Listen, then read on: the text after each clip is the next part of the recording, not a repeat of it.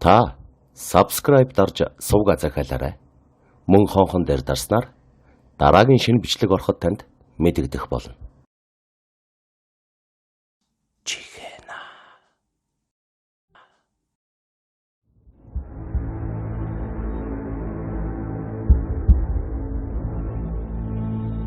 Нэг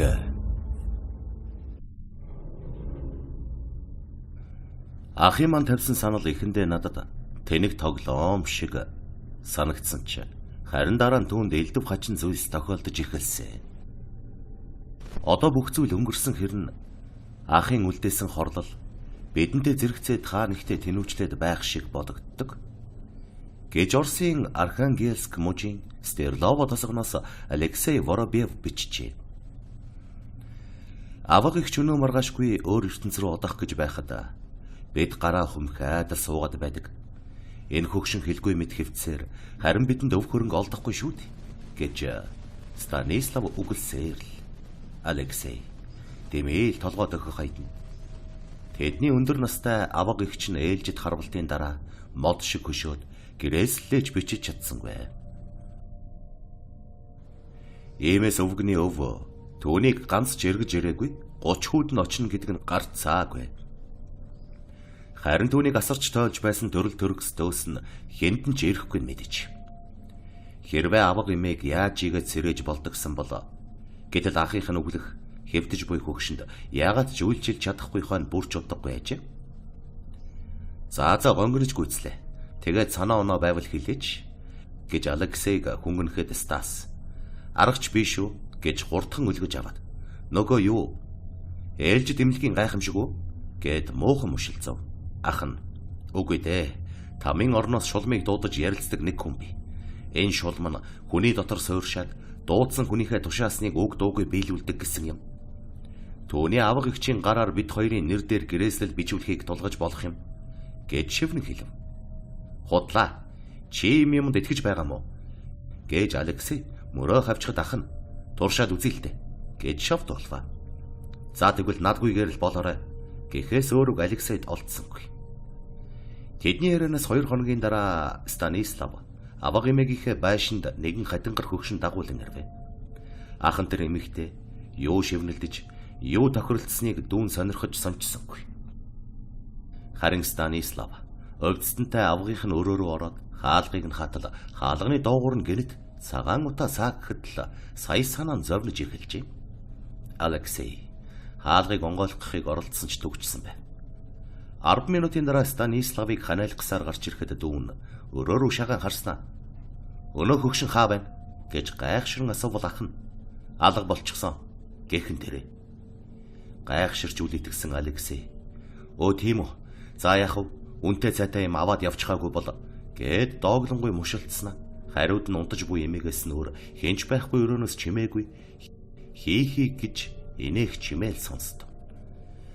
Гайхалтай маргааш нь аваг эгч нь эрүүл имшигэл орноосоо босч өөрөө ундаа бэлтгээ зогссонгүй бүр салхинд гарахаарч болов. Тэр даруй Станислав эмээ надрат дуудахгүй мó гэд шуудхан асуухан тэрэ. Хөгшин түүн рүү тол гойгоо эргүүлэн харахаагшинд авгийнхаа шидсэн нүдний харцсан дор Алексей хөшөж орхичээ.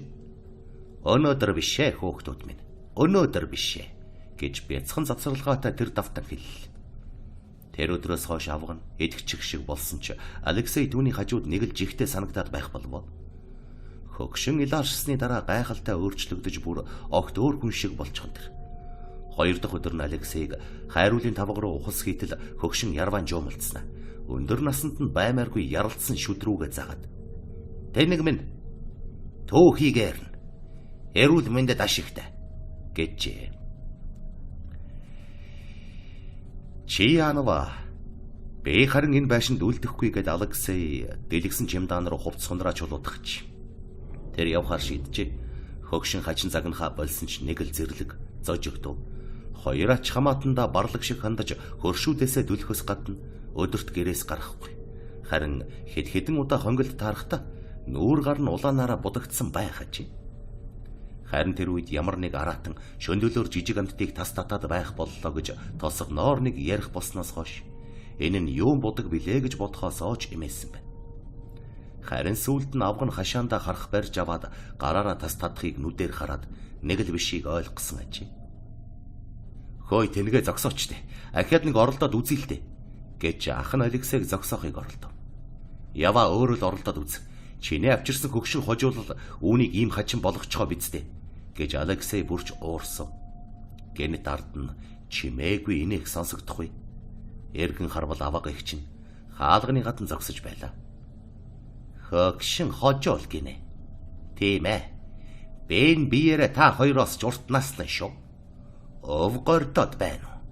Нас чинь хүрэхгүй байлгүй. Станислав юугүй ухасгийн хөгшнийг багалзуурдаад авлаа. Алексей түүнийг тавиач гээд салхахыг оролдсон ч улаарсан ах нь муухай инээхэ зогсоохгүй эмгэгний хоолойноос тас зуурчээ. Ахынх нь гар сарс болсон хоолойг шахах тусам эмгэгний нүдний цүцгийг хэрхэн улаанаар дүүрч буй гэд тэр айж имэн харж байлаа. Аваг их чинь жичрэн ханиалгахад амнаас нь цагаан утааны бөө мисэн гарч тасал гаа гарныг тархав. Алексей цавхонгоолгох санаатай хусах ихтэй ахынхаа хашгирахыг сонслоо. Тасалгаан дутаа замхрагмагц аваг их чинь шалан дээр ухаангүй хэвдэж түүний хажууд Станислав сөхөрчгсөн мэгшин сов. Алексей тулааны талбарыг хяламхийн харж гад түргэн дуудахаар ухас хийвэ. Танай аваг хэвтрээсээ яаж болсон юм бол доо гэдэг л тун хачин байна. Та нар түүнийг сугдаж авчираагүй гэдэг чинь үнэн үү гэж архимаг насны эмч гайхан асуув. Алексей царайгаа бараалган тэгэлгүй яах вэ? Тэр өөрөө л явсан яагав гэл. Эмч гараа алдалснаа. Яг л урдих шиг. Түүнийг юм урт насалж байгаад маш хүчтэй цочролд орч. Юунаас гэдгийг нь үнэндээ мэдэхгүй байна. Авгыгаа хараад ингэж сандрах уу гэд санаалт. 3 хоногийн дараа эмгэн өөд болвоо. Энэ зур ах トゥ хоёр баг зэрэг тайвширч аимшигт өдрийн талаар хэн ч юу ч ярьсангүй. Энэ тухайд урсваас Станислав ихэд зочирддаг тул түүнийг шөндөлөөр шулмуудаа тонилоод өгөөч гэж гингэн хашгирдаг тухай Алексей юу ч хэлээгүй ажээ. Хөгшнийг оршуулчаад тэд байшинг нь орхиж одсон байна. Гэхдээ Алексей орох хаалгыг хаагаад эргэхдээ мөнөөх муухай инээдийг гинэт сонсоод нуруу нь хүйт өргөжээ. Парапсихологчийн тайлбар. Хүний дотор чөтгөр шулам шүглэх нь харагийн өвдсөн хамгийн нарийн аюултай эсэн тооцогддог. Үнэн хэрэгтээ хүний дотор хөндлөнгийн биет суурших юм уу? Эсбөгөөс хараал шившлэгийн үйлчлэлээр оюун санаа тухайн үед хамаарахгүй болтлоо эвдэгдэж буй хэрэг юм. Ийм ёс жайгууд хизээч ашиг авчирдаггүй. Бүр шившлэгдэх багахан алдаа том хор уршиг авчирдаг гэсэн байна.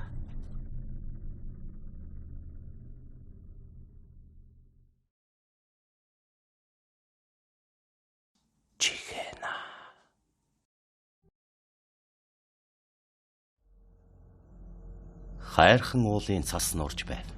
Хуйларсан их цас араасаа ирчлэн урсгана. Ахар ноосоор өнгөлсөн нарийн цагаан эсгийг татах мэт. Харин газар тэнгэр дөргүүлэх их дуун байгалийн асар их сүр хүчийг илтгэх ажгүй. Энэ бүхнийг ажиглаж зогссон болдод нэг хачин юм зэрвэлсгэн үзэгдээд өнгөрөхгүй. Түүнд цасан уруугаас ч аимшигтай санагдсан байна.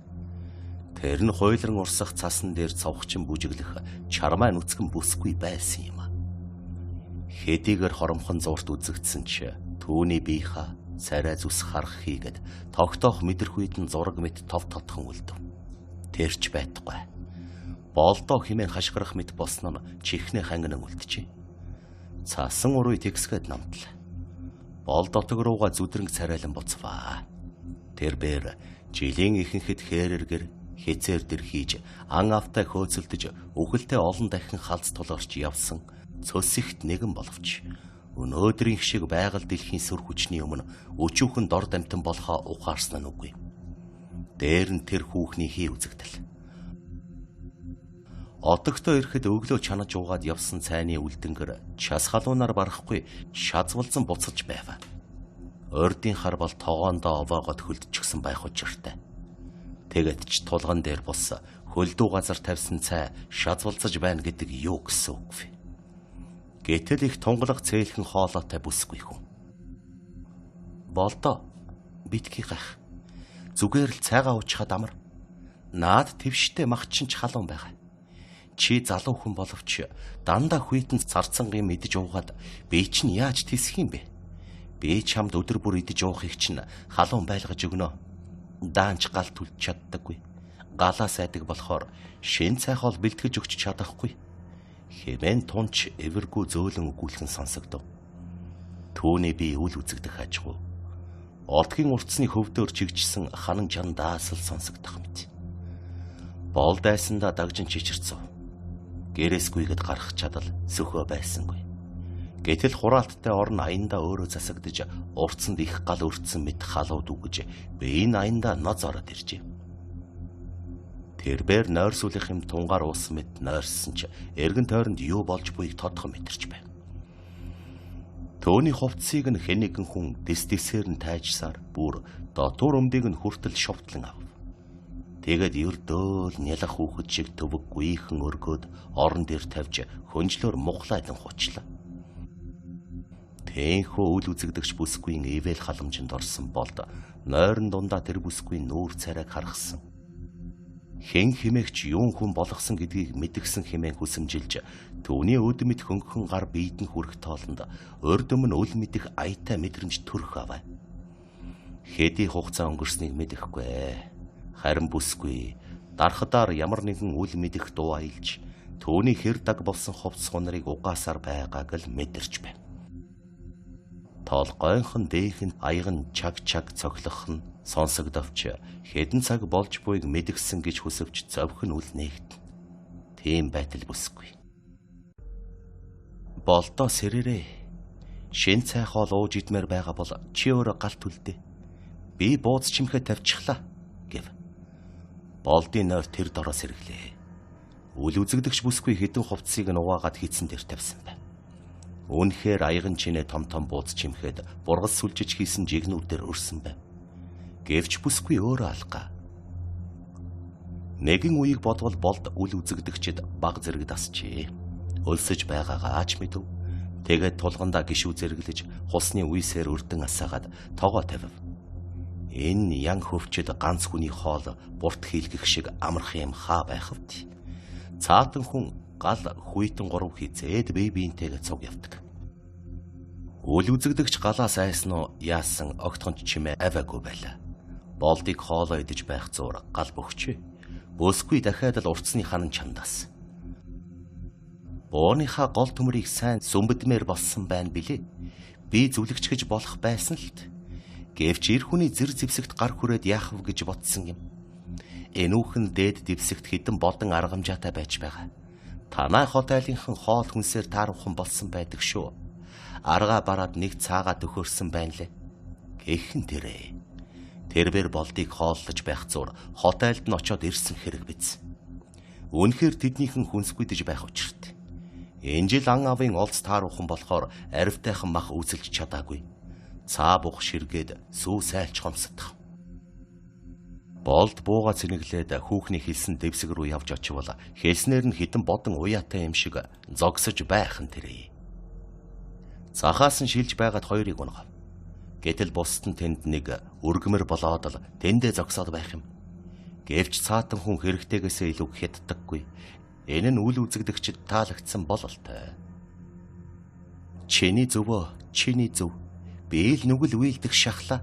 Гэд энийхэд амьд үлдсэн бодонгууд уяанаас алдууран түнтгэнэн гүйлцээр мод руу шоргов.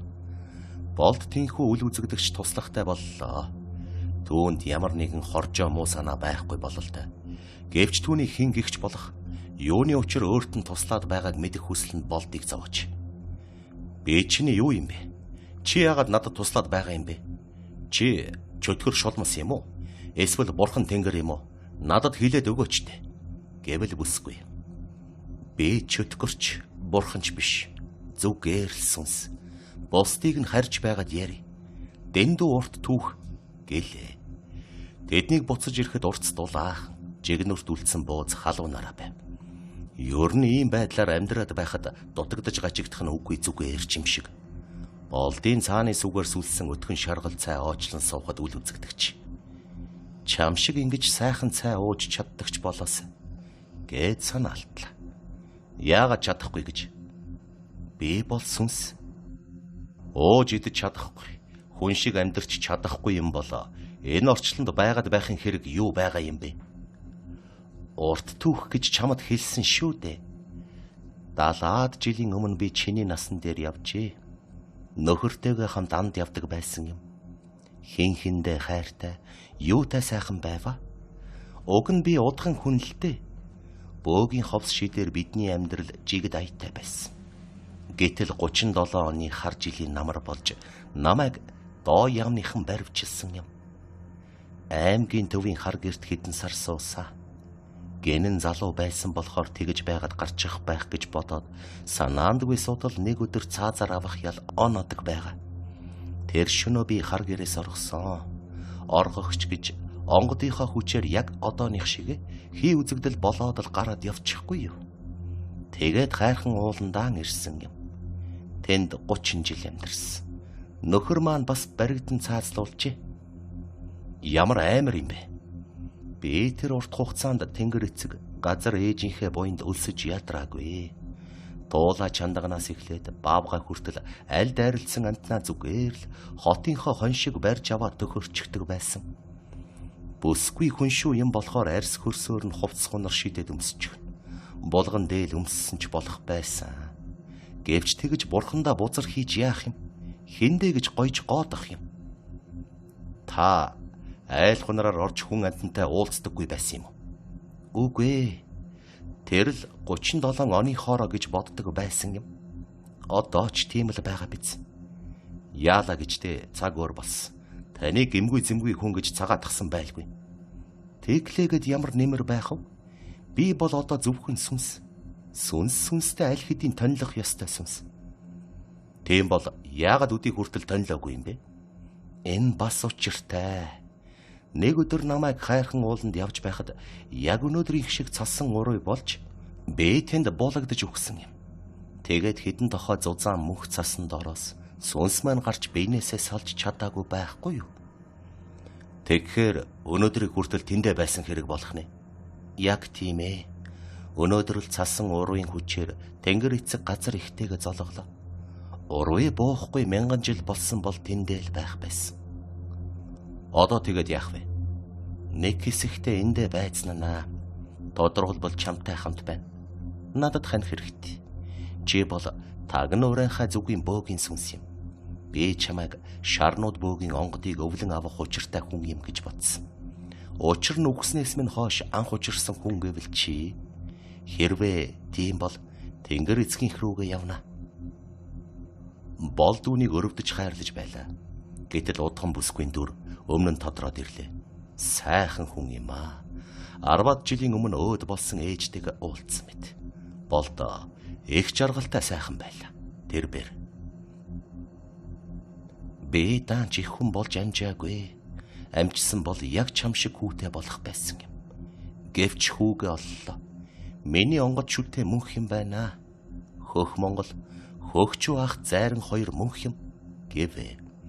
Төвний алдрыг намид гэдэг байсан юм билээ.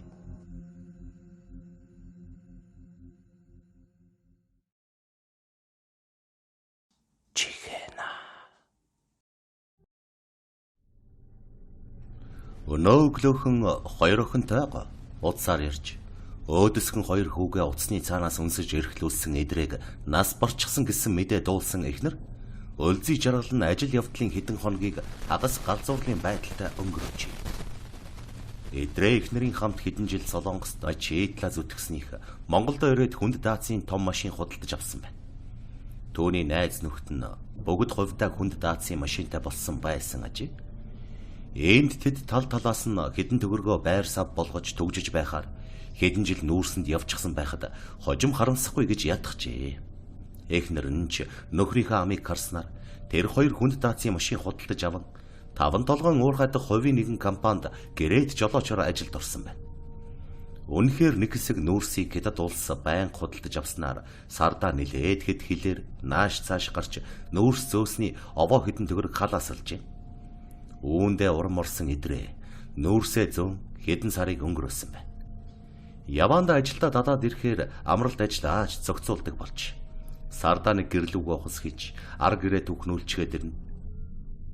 Эхнэр нь хоёр охиноо сургуульд нь хүргэж бас авсаар байтал өдөр өнгөрчихнө. Харин хожим төрүүлсэн хоёр хүүгээ цэцэрлэг тушаачсан учраас орой цэцэрлэгээс наваад халуун ам бүлээрээ хоолоо иддэг жаргалтай нэгэн гэр бүл байлаа. Харамсалтай нэдрээ. Ажилдаа овоо зүгширч байтал хариуцлагагүй нэгэн хүний алдаанаас болж амнасаа алдчихэ. Уур хариу орж байсан машины тоормз нь бариагүйгээс нүүрсээ ачуулаа зогсож байсан эдрийг эрчээрээрээ дайрж өргсөн байна. Анхны тусламж үзүүлсэн эмч ямар ч найдваргүй болсныг хэлснээр ар герт нь муу мэдээ дуулгах ажил ундарчээ. Ердөө хэдхэн цагийн өмнө нөхөр нь зөв зүгээр инээ далдаад ярьж байсан болохоор энэ аимшигтай мэдээг дуулаад эхнэр нь үнэндээ итгэсэнгүй. Та нар тоглох юмараа тоглоорой. Бидхий муу ёрлоод бай. Гэж хэлээд хамт ажилдаг найз шархуурун залгажээ. Нэлээд уцаа дуудуулсны дараа авсан найз нь юу ч хэлэлгүй уйлаад байхыг бодоход яавч тоглоогүй бололт. Эдрээ маань машин дайруулад нас барчихлаа. Гээд өөр юу ч хэлэлгүй уйлахтал сайн нэг идэвчээ. Өлзий жаргал муухай орлон уцаа унгаад ухаан алдсан байна. Нэг л мэдхэд ганцаараа уйлчихсан ахындаа орж яваага бүр дүрсэн.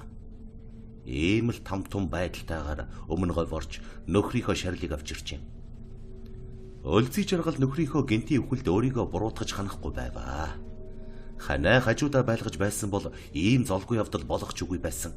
Би эмэгтэй хүн шиг түлээгээ хагалж чадахгүй байна. Нүүрсээ галлаж чадахгүй байна гэж шалтак тоочин хажуудаа байлгаж байсан бол гэж бодхоос өөрийн ирэхгүй нулимсанд бөмбөрч гол нь харлана. Зарим үед шар хөөгч буруутах. Тэрл миний нөхрийг мөнгө олох ажил байна гэсээр аваад явсан гэж бодхоос бачимдаж байж чаднаа. Энэхүү өдрийг гинтийн ослоор нас барахад гэргийн хүүхдээс нь эхлээд гашуудах хүн олон байсан ч ганцхан хүн баярлаж байсан нь шархуу. Тэрээр идрээтэй хар багын найз мөртлөө өлзий жаргалд суусан цагаас нь эхлэн санаархаж явсан билээ. Хэдэн жилийн өмнө идрээ Солонгос төрүүлж явхад шархуу тэднийхээр албатай юм шиг өдөр болгон ирж хэдэн цаг сууж байгаад явна. Заримдаа халамцуу гүлэмцүү орж ирээд хачин балаа юм ярьж байгаад гарна. Өлзий жаргал хаяа урлаж хөөгдүүдийн дэргэд дэми балаа юм битгий яриад бай хэмээн аашилна. Эдрээдэн Солонгос хүүхэн дэврээд хэвтэж байхад чи ирнэ гэд хүлээгээд сууж байдаг мөн тэнэг хүн юмаа хэмээн ил далд ихэд санаарх. Харин эдрээ хэдэн сарын дараа эхнэрээ татаж авснаар шархуугийн шонол хүсэл талаар өнгөрсөн юм а. Гэвч Солонгосоос ирснийхэн дараа ч эдрийг асуух далмаар өлзийг эргүүлсээр л байв. Өлзий энэ бүхнийг эдрээд хэлэх боловч угийн хээгүй зантай хүн болохоор манай шархуу ам нь болдоггүй болохоос бус арилсан дотортой ир бишээ гэд хэр халдаахгүй. Сүүлдээ ч өлзий тоохоо болж зарим нэг үгийг нь сонсоогүй өнгөрөөдөг болжээ. Харин энэ байдал эдрийг нас барснаас хойш бүр гаарсан гэхэд болно. Найзынхаа ар гэрийг эргэж ирж байна хэмээн шалтгаглан чихэр жимс барьчихсан шархуу байс хийгээд л өлзий жаргал дээр ирдэг болов. Эхэндээ ч сэтгэлээ онгойлгож ярих хань татаж байсан ч сүүлдээ сэдэв хазаагаад байх болсонд өлзий жаргал дург өцөх болов. Хамгийн гайхалтай нь бүсгүй талигач нөхрийнхөө сүнсийг сүүлийн үед ихээх мэдрэх болжээ. Би засгаар гарахад хэнийгэн хажууд нь яваад байгаа мэт. Зул өргөхөд хажууд нь амьсгалах мэт. Цай ууж суухад яг өдөөс нь хэнийгэн хараад сууж байгаа мэт мэдрэмжийг төрүүлж эхэлж.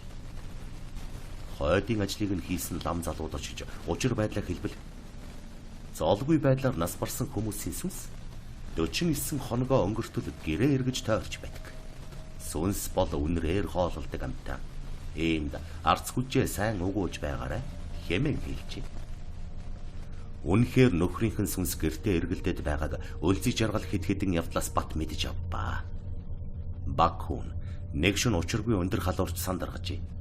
Яах ихэ мэдэхгүй хийд имэйл хүйтэнжин толгой дээр нь тавихад чихэнд нь эмчтод гэж хэлхэн тодхон сонсогдов. Төргөн тасламж дуудан эм тарай хэлгэснээр дээрцэн хүүгийн халуун нь намцсны дараа ээжээ аав тэр болонд түрүүн суугаад намайг хараад байсан. Ойлаад байсан мөртлөө намайг ирж авахгүй байсан хэмээн шулганаж аавынхаа зураг байгаа буланг заажээ. Энэ явдлаас хэд хоногийн дараа охин нь зурагтаар Хүүгэлдэн кино үзэж сууснаа гэнэт буруу хараад суучихч. Тэрээр нэг зүг рүү хараад огт хөдлөлгүй бүр гөлөрчихсэн байна. Нэлээд хэдэн минут ингэж суусны дараа охин хингэнтэл уйлжээ. Аавсаа энд байж байгаад явчихлаа. Надад ээжигээ сайн харж асраарай. Хоёр дүүгээ сайн харж байгаарай. Аав нь их хүйтэн газар байгаа гэж хэллээ. Хэмээн цөрхөртөл уйлжээ. Тэр шөнө үлзий жаргал унтаж байтал хэнийгэн үсийг нь элэг шиг болоход зочин сэрв. Хав орой харвал хинч байхгүй. Мөртлөө хэнийгэн байгаа мэд мэдрэмж үлзий жаргалаас салсангүй. Хагас галзуурлын байдалтай ийм байхад шархуу байн орж ирэх нь төвөгтэй. Ядаж байхад шархуугийн хідэн гудамжны цаана болохоор бараг л хоноод явах нь холгүй суучих.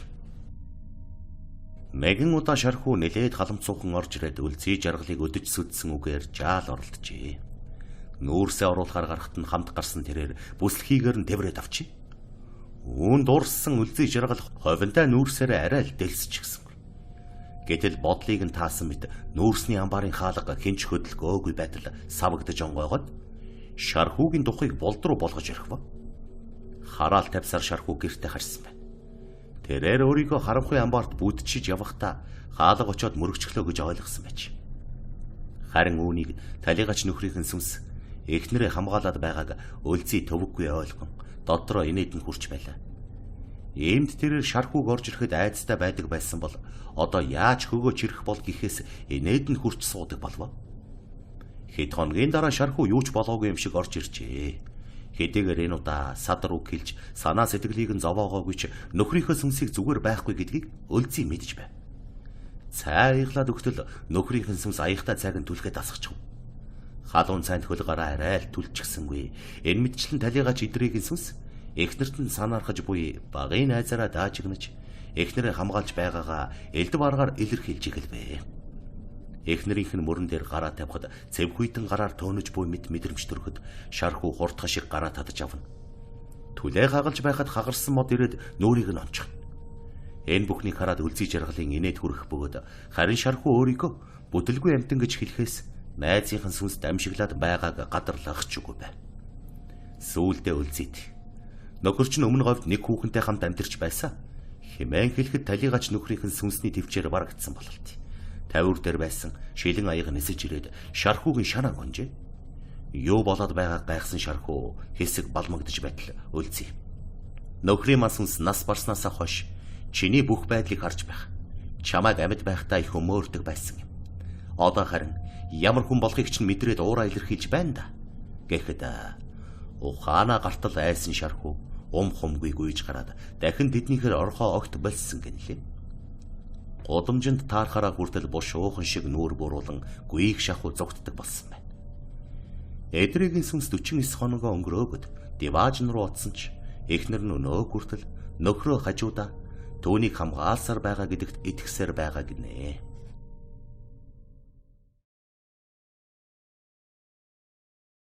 Чихэна.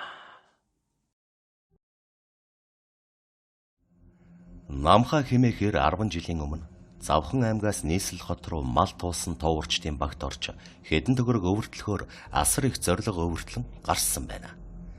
Булган Архангай аймгийн нутгийн заагт орших, шижир толгойн өвөрт орших, соц нийгмийн үеийн товрын замаас үлдсэн чулуун хорон дээр хонсныхоо маргааш намхай ганц хон муулж замын зардлаа хийж аваад Завхан руугаа ботсон аж. Анхандаа ямар ч бэрхшээлээс шантрахгүй нийслэл хот ортол зүтгэн хэмээн том амлаад гарсан Ээнхүү гэнэтхэн буцах болсны учрыг Товрын багт хамт явсан нөхд нь асууж шалгаасан боловч тэрбээр юу ч дууралгүй нэгэн эр төлгөөр замын зардлаа хийж аваад нутаг боцжээ. Товрын багийнхан бороо шороо элдв бэрхшээлээс шантралгүй аяллаа цааш нь үргэлжлүүлсээр нийслэлд ирж төрөвчөө түнтийдэл мөнгөтэй болсны дараа нутагтаа эргэж очижээ. Энэ үед анх тэднийг дагаад мал тууж хоньны цаагуур хаай хүүйгээд гүйж явсан нөгөө намхаач нь лам болчихсон. Хүзүүндээ том совдон эрх санжигнуулсаар тангад номыг тамираа тасартал уншиж суусан нь Товрын багийнхны анхаарлыг ихэд татсан байна. Ингээд тэд намхаатай уулзаж шижир толгойн өвөрт хонсон тэр үдэш түүнд юу тохиолдсон? Яагаад маргааш өглөө нь босонгуудаа хумгүй явах болсны учрыг лавлаж асуужээ. Намхай тэдэнд болсон явдлыг ярихаас өмнө баруун зүүнгүй элс цацаж, мэгзэм уншиж, сүүлдээ бүр лүүжин хүртэл тавьж дөвчгөнснийхээ дараа шижир толгоон өвөрдөх чулуун хорон дээр өөрт нь чухам юу тохиолдсныг бусдадаа өгүүлсэн байна. Тооворчид шижир толгойн өвөр чулуун хороон дээр бууж майхан саваа босгож, зарим нь мал хууга хотлуулж байх зур. Намхай тулга хийх 3 чулуу олж ирэхээр хорооны ар руу явжээ. Ингэж явах зур түүний гэдэс гинэтхэн базалж мушигсан нь өдөр нутгийн гүү барьсан айлд ороод гүзээгээ зүдийтэл айраг уусантай холбоотой байв. Тиймээс намхай чулуун хорооны арын өндөр ургасан бутны ёроолд өмдөө шовтлон суудал. Гинэтхэн үнс нурам пүрхийч газар цөмөрх шиг болоод доошоо ямар нэг зүйл рүү нураад орчихжээ. Харанхуй нүх шиг юмн дотор хичнээн хөвцнээ тэрээр мэдсэнгүй. Нэг сэрэд харвал үдшийн одод дээр гэрийн тоон шиг нүхний завсраар сүмэлдсэн харагдана. Намхай туслаараа нүхэнд унчглаа хэмээн бусдыгаа дуудах гэсэн боловч хоолойн юр гарсангүй. Арга барсандаа босох гээд хөлөө хөдөлгөдөл хөлийнх нь үзүүрт ямар нэг бетон сав таарч онхолдоод явчих шиг болсноо. Нэгэн эм хүний халгалсан хоолой гарч. Өөчи айраг татаад асгачихлаа гэхэн дуулцсан байна. Зүүдлээд байна уу, яагаад байна гэж эвгүйц намхай толгоогоо өндийлгэн харвал үнэхээр нэг айлын баруун хаяанд хэвтэж байсан бөгөөд гэрийн зүүн хомирт сураар боосон ширвээ сахалтай ир хурганы арьс элдэж сув. Суухны өмнө нэгэн бүсгүй тонгойн сууж байснаа өндийн босож намхайгийн хөлөөрөө татаж асгасан савтай аргийг эмхэлж байгаа харагдана. Хурганы арьс элдэж суусан ир зүгээр үчи шимийн арх уудаггүй хүн байна. 3 литрийг уугаад л тасраад унчихлаа. Гэхэд гайхсан намхай яаран өндиж манайхан хаа байна гэж асуувал ширвээ сахалт танайхаа чи ч ганцаараа л ирсэн шүү дээ гэхэд айж өгөхөө шахсан намхай би морь харьяа гэж хэлээд гадагшаа гарвал яахын аргагүй төрүүхэн тулгын 3 чулуу хайхаар гарч явсан чулуун хороо өмнө нь харагдаж байсан гэдгээ. Гэвч эргэн тойрон нэгч малхгүй майхан сав харагдсангүй. Яг энэ үед л эвгүй газар гიშгэд эвгүй айлд ороод ирчихсэн юм биш биз дээ гэж бодсон намхай дүнхийсэн цагаан гэрт буцаж орохыг хүссэнгүй. Тэрбээр чулуун хорооны урд руу алхтал гэнэт баруун талаар нь ороогоод 4 морьтой хүн гарч ирэхийг харамгцаа бушуухан шиг доошоо нуугдаад хэвтчихв. Энэ үед мөнөөх 4 морьтой чулуун хорооны ард орших дүнхийсэн цагаан гэрийн үүдэнд ирж гэрийн бүслүүрээс нь морьдоо уйчхаад яваад орох нь харагдав. Намхай тэр даруй босоод чулуун хороо руу харайтал гэнэт ард талд нь гэр дотор хүмүүс хашгирах эм хүн чарлах чимээ гарсан байна. Гэр дотор хүмүүс зодтолдож ноцолдон алалцаж байгаа юм шиг эвгүй чимээ гарсан бөгөөд тэрээр айсандаа хөлийн хурдаар урагшаа гүйжээ. Ийхүү манер гүйж явахдаа нэг зүйлд тэглэн бүдэрч онов. Эргэн харвал саяхан түүний унтаж байсан цагаан гэрт хөлөөрөө өшөглөөд унагсан савтай аргийг эмхэлж байсан хүүхний хамаг ус гизгэн сэгсийч гисэн. Нүүр аманд цус болчихсон туслаач хэмээн хөлөөсөн чангааж байсан гэж. Намхайч муухай орлоод ухасхийн бостол гэрийн хойморт нэхий нухлаад сууж байсан ширвээ сахалтай эртээ шууд тулгарчихсан байна. Ширвээ сахалт мөн л амьгүй зэвхий даасан царайтай байсан ч бүдэгхэн хоолоогоор биднийг март бошуухан эндээс яв хэнт ч битгий хэлээрэй гэх нь мөс шиг хүйтэн сонсогдов. Намхай тэр даруй дээлийнхээ ингэрийг зулгататан урагшаа гүйсэн бөгөөд ахиад л ямар нэг зүйл тэглэн харуулдаад унчих шиг болсон байна. Тээнхүү газар унмагц түүний хажуугаар дөрүүчийн 4 морьтон ширүүхэн шиг эргүүлэн гарахтаа хоорондоо шижир алтан голдмайг нь олсонгүй шүү. Гэрийнхэн тулган дор ухаж үздэг байж юу. Гэхдээ яах вэ хоосонгүй. 2 шуудаа мөнгө гэдэг чинь бас л ашиг гэж ярилцсанд тас хөгөрсөөр хатруулан холтхон сонсогджээ. Энэ үед намхагийн чихэнд шижир толгой гэдэг нэр чинь энэ л аллахтай холбоотой юм байна гэсэн бүдэг бадагхан бодол төрсөн байна. Ингээд нэг харвал яг морь харахаар суусан газраа 2 гуйн доогуура бугууга хийчихсэн сууж байсан гинэ. Намхай айсандаа майхан руугаа хоосон буцаж очсон бөгөөд яав гэхэд тулга хийх чулуу олддоггүй гэхээс өөр үг хэлээгүй аж. Угаасаа мөнөөх ширвээ сахалтын сүнс бусдад энэ тухай битгий хэлээрэй. Хэрв ярвал амь насанд чинь халтай гэсэн болохоор тэр шөнө намхай унтаж чадсангүй. Маргааш нь юу ч ярьсангүй шууд л явах бэлтгэлээ хангаад эхэлсэн байна. Өглөө үүрээр манер. Би нутаг буцахгүй бол горгүй. Ганц ээж минь шүн зүүдэнд ороод биеийг муудаж гэж зүүдлэгдлээ. Бушуухан явах минь. Гээд зүгээ бууруулан хар цагаан дуугүй буцсан тэр байж. Ийхүү эрт дээр үеийн аллахын сүнсийг амьдаар нь харснаас хойш намхай шашинд ихэд сүжиглэн шууд лам болохоор шийдсэн гинэ. Энэхүү хачин яриаг сонссон тооворчд хожим шижир толгойн чулуун хороон дээр ирж тэнд булсан гулуу залтыг олохоор хэд хэдэн газар сэндэлж үзээд барсангүй.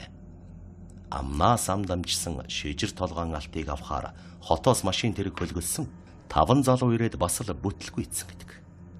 Өнөөх 5 залуу чулуун хороог нурааж хүчтэй техник хэрэглэн шөндөл болтол газар онгочоод баралгүй амархаар хэвжээ. Тэгтэл хаанаас гарч ирснийг мэдэхгүй дөрвөн морьтоор давхиж ирээд өнөө 5 залууг ташуурдан элдэж тарих толгоог нь хагалчихад газрын гаваар орвуу гэлтэй алах болжээ. Моринсон танхай залуус дөрвүүлээ үсээ ургуулan 5 гизэг тавьж сураар боосон байсан юмсан ч. Маргааш нь цус нүчтэйгээ хутгалцсан залуус сумын хэсгийн төлөөлөгчд гомдол гаргаж өөрсдийг нь занчсан 4 залуугийн царай дөрхийг нэгт нэгэнгүй ярьсан авч тус суманд тийм 5 гизэгтэй залуус байсангүй гэдгээ. Үүнээс хойш шижир толгойг онгочих зоригтон гарч ирэлгүй өдий хүрчээ.